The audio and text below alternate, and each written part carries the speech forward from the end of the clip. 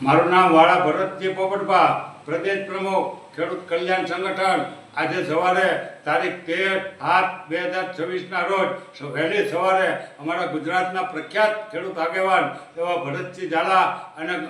ધોળકા બાજુના ખેડૂતો અને કચ્છ બાજુના ખેડૂતોનું અમદાવાદ અને ગાંધીનગરની અંદર ભરતસિંહની વહેલા 5 વાગે બોપલ પોલીસ સ્ટેશનમાં એની ધરપકડ કરવામાં આવી છે। હવે આ લોકો છે એ આજે ગાંધીનગરમાં મુખ્યમંત્રી, કૃષિ મંત્રી વગેરેને મળવાના હતા અને મુખ્ય મુદ્દો એનો એ હતો કે અત્યારે જે કૃષિ મંત્રી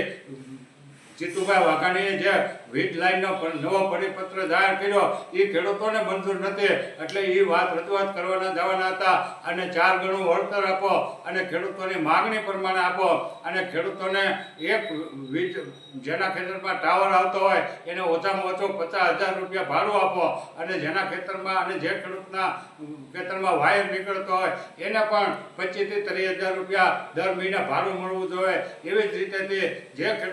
ખેડૂતના ખેતરમાં ટાવર અને વીજ વાયર આવતા હોય એ ખેડૂતનો પરિવાર અને ખેડૂત અને એના ખેત મજૂરો જે કોઈ કામ કરતા હોય અને એમાં ક્યારેક અકસ્માત થાય તો એને 15 કરોડ રૂપિયાનો વીમો સરકાર વીજ કંપની ભરે અને કોઈ પણ પાકમાં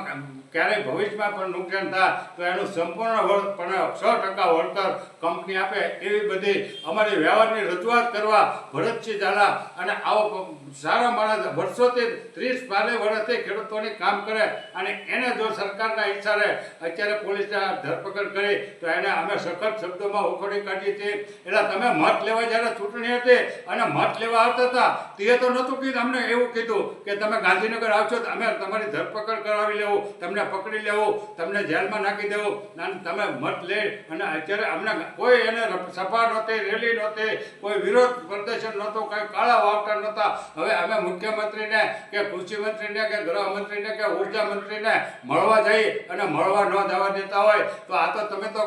કાલ હવારે ક્યાંક નવો એવો કાયદો કાઢશો અને ગુજરાતના ખેડૂતો ક્યાંય બહાર નીકળે તો ઠાર કરી દેવા, આવો હુકમ તમારે કરવાનો હોય તો હવે તમે પણ સમજી લેજો। જેલ ભરો આંદોલન કરતા ખેડૂતો મૂંઝાવાના નથી અને નેપાળ વાળી થાય પછી તમે જરા તમારા લેગાન જભા ફાટી જાય, ઘરમાંથી ખેંચે ખેડૂતો મારશે તો હવે ખેડૂતોનો આક્રોશ ફાટી નીકળ્યો છે। એટલે આજની ભરતસિંહ ઝાલાની જે ખેડૂતોની ધરપકડ કરવામાં આવી છે એને અમે સખત શબ્દોમાં ઉખાડી કાઢીએ છીએ અને સરકારને જો સમજે તો અમારી સીધી સમજો તો આ સમજણ છે, નહીતર પછી તમારે જોયા જેકા પરિણામે ભોગવવાનો વારો આવશે। એ હવે દિવસો બહુ દૂર નથી। બાકી જેતપુરનું આંદોલન અને કોઈન્ટવાળું કચ્છનો જે વીજ ટાવરનું આંદોલન છે એ આખા ગુજરાતના ખેડૂતોને જાગૃત કરેલા છે અને હવે ગુજરાતભરના ખેડૂતો આક્રોશમાં આવી અને ન કરવાનું ન કરી દે એની જવાબદારી તમામ સરકારની રહે। જય હિન્દ, જય ભારત।